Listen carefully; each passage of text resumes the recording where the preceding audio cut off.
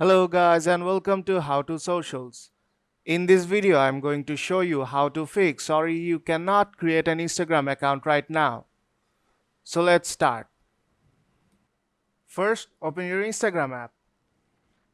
If you're facing this problem, then on this page you'll see a message saying that you cannot create an account right now. And there might be various reasons behind it.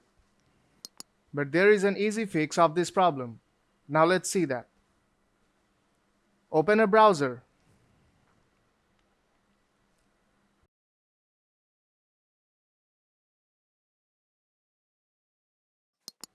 And go to Instagram.com.